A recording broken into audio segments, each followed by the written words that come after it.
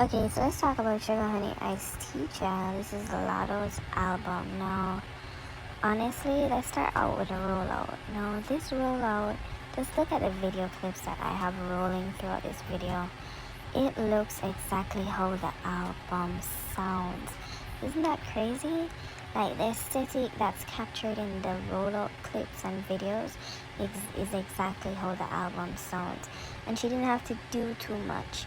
There are no gimmicks, nothing, no publicity stunts to try to get this music to stick to the general population. Just a cohesive rollout that was pretty short, by the way. Like the album was announced, the album cover dropped, everything dropped really fast, but it was all cohesive and no marks were missed. Now let's talk about the music. I'm gonna tell you what I like, what I don't like. Now this album, I loved it. The only song I didn't like from the album probably is the song with Sarah, and that's just because I'm not a big fan of Sarah's music like that, but I don't think it's a bad song. That's the song that I skipped. To be fair, I don't even think I gave it a proper first listen. I just keep skipping it anytime I listen to the album. But the album is very cohesive. The songs transition into each other. It's just really good. Like there are few skips.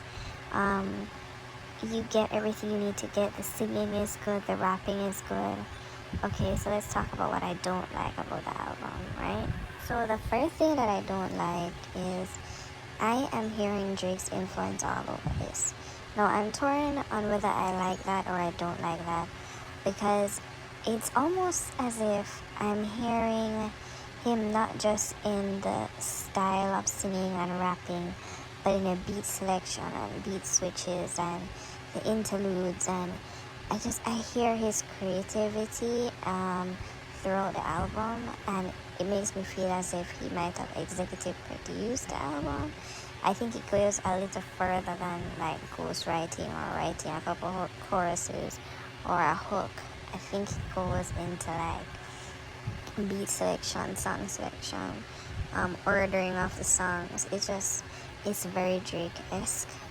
The way she raps is very Drake-esque, so it's interesting. Why didn't I like that? I didn't like that because I feel like it feeds into the narrative that exists, that she doesn't have her own style, that she copies others, which I disagree. I think if you hear Latto, you know it's her rapping. Most of the time, she might be inspired by others, but I don't think she doesn't have an identity. But I do wish that his influence wasn't so obvious. Okay.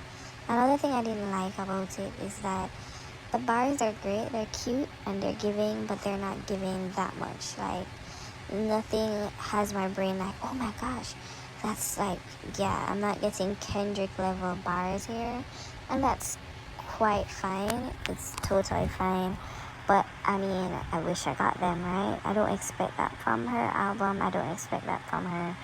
But I still have to grade everyone the same, and that's something that I wish was on the album.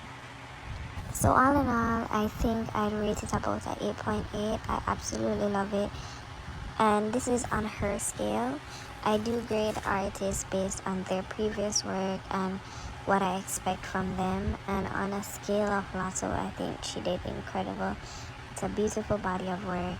I love everything about it. And I just need you guys to like and subscribe, please.